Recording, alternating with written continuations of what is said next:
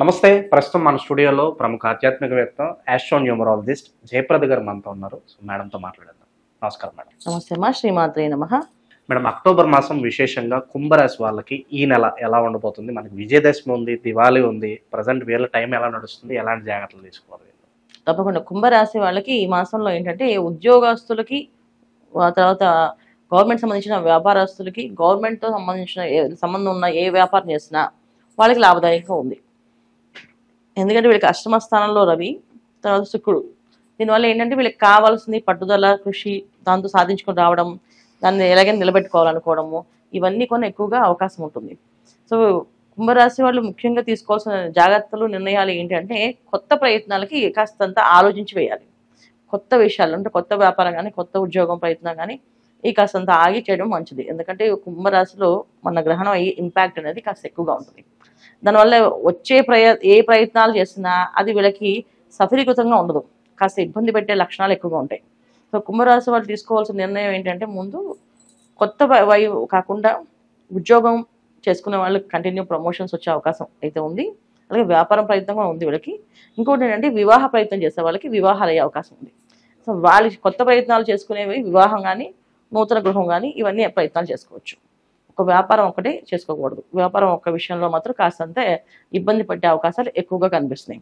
ఇంకోటి ఏంటంటే వీళ్ళకి భాగ్యస్థానంలో బుధ కుజులు.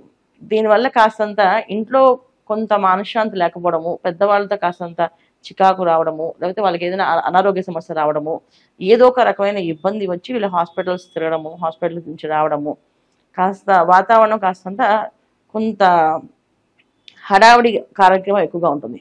ఏమి ఉండకపోయినా మనుషులు అటు ఇటు తిరుగుతూ కొంచెం మానసిక ప్రశాంతతలో కొంచెం లోటుగా ఉంటుంది వీళ్ళకి.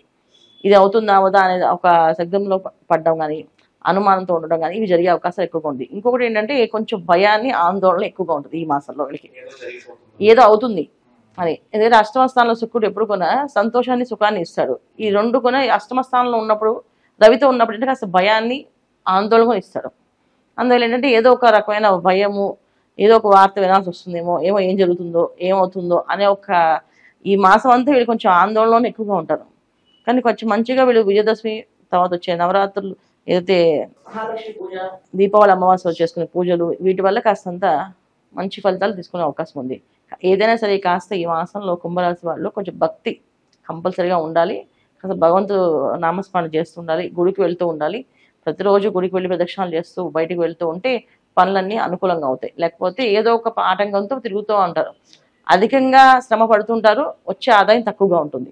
ఇది కుంభరాశి వాళ్ళకి ఈ మాసంలో ఎక్కువగా ఉంది. అన్నిటికంటే ముఖ్యం ఏంటంటే వివాహ ప్రయత్నాలు ఎవరైతే చూస్తారో దానికి వస్తే జాగ్రత్తగా ఆలోచించి ముందుకు వెళ్ళడం చాలా ముఖ్యం. వివాహం అయ్యే అవకాశం ఉంది, వివాహ ప్రయత్నాలు ఫలించే అవకాశం ఉంది. అయినప్పటికీ కూడా మనం 1-10 ఆలోచించుకొని నిర్ణయాలు తీసుకోవడం, మాయలో పడకుండా, ఇబ్బంది పడకుండా, ఏదో ఒక ఆందోళన అనేది ఉంటుంది వాళ్ళకి. ఆ ఆందోళన అనేది ఈ వివాహ విషయంలో రాకుండా చూసుకోవడం.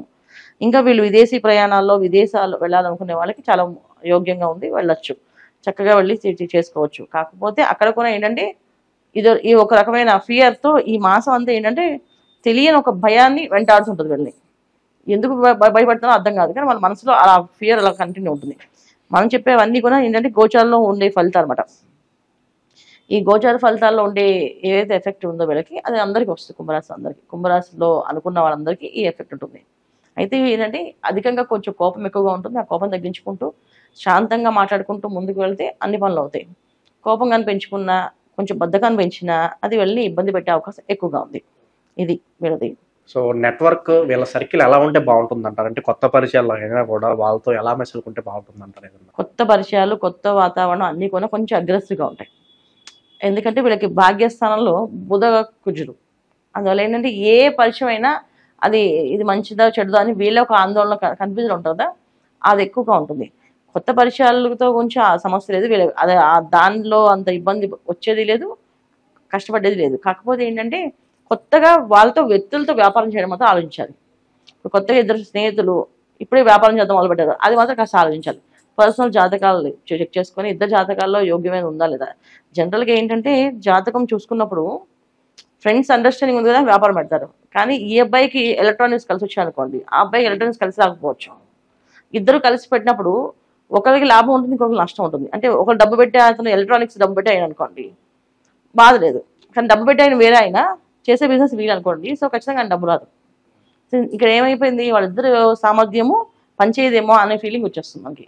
ఇక్కడ చూసుకోవాల్సిన ఏంటంటే ఏదైనా కొత్తగా పార్ట్నర్షిప్తో వ్యాపారం మొదలు పెట్టాలంటే ఇద్దరు జాతకాల్లో ఈ వ్యాపారం కలిసి వస్తుందా అని చూసుకోవాలి. ఎందుకంటే చాలా మంది వ్యాపారం అని అంటారు. వ్యాపారం అంటే అనేక రకమైన వ్యాపారాలు, బట్టల వ్యాపారం ఉంటుంది, ఎలక్ట్రానిక్స్ వ్యాపారం ఉంటుంది, అది కంప్యూటర్స్ వ్యాపారం అనేది ఏదో వెబ్సైట్. సో ఇప్పుడు అన్ని కొత్త కొత్త వచ్చాయి కదా సాఫ్ట్వేర్స్. ఒకప్పుడు వ్యాపారం అంటే ఏదో 4 రకాల వ్యాపారాలు చెప్పవచ్చు, ఇప్పుడు 100 రకాల వ్యాపారాలు చెప్పాల్సి వస్తుంది. ఏ వ్యాపారం అయినా సరే, అంటే ఎలక్ట్రానిక్స్ సంబంధించింది కానీ, అలాగే వీళ్ళకి క్లాత్ సంబంధించింది కానీ, ఫుడ్ సంబంధించింది కానీ, దీంట్లో ఏమి చూసుకున్నా మన ఫుడ్డే వస్తుంది. మనం ఏం ఇన్స్టెంట్స్ పెట్టినా, ఫుడ్ ఇండస్ట్రీ పెట్టాలన్నా ఫుడ్ సంబంధించిన ఫుడ్. ఈ యోగం వీళ్ళకి జాతకంలో ఉందా, అది పర్సనల్ జాతకం చూపించుకోవాలి. మేము ఈ వ్యాపారం చేస్తే మాకు కలిసి వస్తుంది, ఈ వ్యాపారం మాకు ఇంట్రెస్ట్ ఉంది, మరి మేము చేయొచ్చు. చాలా మందికి ఇంట్రెస్ట్ వేరు, కలిసి రావడం వేరు. ఇంట్రెస్ట్ ఉండే కొంతమందికి, కానీ కలిసి రాదు. అది ఇంట్రెస్ట్ లేని వ్యాపారం ఇది కలిసి వస్తుందని చెప్తే దాన్ని వాళ్ళు దాన్ని కొంచెం ఇంట్రెస్ట్ తెచ్చుకొని దాన్ని ప్రాక్టీస్ చేసి చేసుకోవచ్చు, బాగా కలిసి వస్తుంది. అలా మనం ప్రతిదీ చెక్ చేసుకుంటూ వెళ్ళాలి తప్ప ఇండిపెండెంట్గా మనం ఓన్ డెసిషన్స్ తీసుకొని వ్యాపారాలకు వెళ్ళకూడదు. అది ముఖ్యంగా భాగస్వామి వ్యాపారం. కానీ మన పర్సనల్ వ్యాపారం అప్పుడు మనమైనా సరే డబ్బు పెట్టుకొని మన సొంత వ్యాపారం పెట్టినప్పుడు కొన్ని లక్షలు ఇన్వెస్ట్ చేస్తున్నాం. ఆ లక్షలు ఇన్వెస్ట్ చేసే ముందు మన వ్యాపారంలో మనకి ఉద్యోగం, అసలు మనకి వ్యాపారం ఉందా, ఉద్యోగం ఉందా, మన జాతకంలో అని చూసుకోవాలి కదా. అది చూసుకోవాలి, ఇంపార్టెంట్. ఇది వీళ్ళు చేసుకోవాల్సింది. ఓకే, ఆల్రెడీ ఉద్యోగాలు చేస్తున్న వాళ్ళు మేడం మారాలా వద్దా అనే ఆలోచనలో ఉన్న వాళ్ళకి సో మారితే బాగానే ఉంటుందంటారా? ఖచ్చితంగా మార్పు అనేది ఉంటుంది వీళ్ళకి. ఎందుకంటే గురువు మారుతున్నాడు 18 దాటి నుంచి. ఈ గురువు మార్పు అనేది వీళ్ళకి వాళ్ళ జీవితంలో కాస్తంత మార్పు అనేది ఖచ్చితంగా ఉంటుంది. ఆ మార్పు మంచిదా చెడుదా అనేది వాళ్ళు మళ్ళీ ఆ పర్సనల్ దాని మీద ఆధారపడి ఉంటుంది. ఉన్న ఉద్యోగం నుంచి మంచి ఉద్యోగానికి వెళ్తున్నారా, అయితే ఉన్న ఉద్యోగాన్ని మానేసి ఇంకో వేరే చిన్న ఉద్యోగానికి వెళ్తున్నారా అనేది కూడా జాతకం మీద ఆధారపడి ఉంటుంది. ఇంకోటి ఏంటంటే ఈ ఉద్యోగం ఉంటుందా ఊడిపోతుందా అనేది కూడా జాతకం మీద ఆధారపడి ఉంటుంది. చాలా మంది యూఎస్ నుంచి బయటకు వచ్చేస్తారు, ట్రంప్ వాళ్ళు ఇబ్బంది పడుతున్నారని. దాంట్లో కుంభరాశి వాళ్ళకు ఉంటారు. ఆ ట్రంప్లో ఏదైతే పంపిస్తాం అనుకుంటారో దాంట్లో ఈ కుంభరాశి వాళ్ళు ఉంటే ఖచ్చితంగా వాళ్ళకున్న జాబ్ ప్రాబ్లం ఎక్కువగానే ఉంటుంది. సో జాగ్రత్త పడాల్సింది, జాగ్రత్తగా ముందు జాగ్రత్తగా చూసుకోవాల్సింది. మాకు ఈ ప్రాబ్లం ఉందా లేదా చెక్ చేసుకొని జాతకాన్ని చూసుకుంటే పనిచేది. ఇక విశేషంగా ఎలాంటి పరిహారాలు చేసుకుంటే బాగుంటుంది అంటారు? విజయదశమి ఉంది, దీపావళి ఉంది, విశేషంగా ఏమైనా పరిహారాలు ఈ 2 పర్వదినాలు చేసుకోవచ్చు అంటారు వీళ్ళేదన్నా? వాళ్ళ కుంభరాశి రాహు ఉండడం వల్ల విపరీత బతకాన్ని ఇస్తాడు, విపరీత పొగరు ఇస్తాడు, విపరీత అహంకారం అన్నమాట. ఎంత అహంకారం అంటే అవన్నీ ఆప్షన్ చేయగలం అని చెప్పి అహంకారం ఇస్తాడు, అన్నీ అయిపోతాయి. లేదా విపరీతంగా బతకాన్ని ఇస్తాడు, చేద్దాం లేదు పిల్లలు కత్తి పెడితే కానీ చేయడమాట. అలా 2 లక్షణాలు ఉన్నాయి. ఈ 2 లక్షణాలకి మనం చేయాల్సిన పరిహారం ఏంటంటే దుర్గమ్మ ఆరాధన.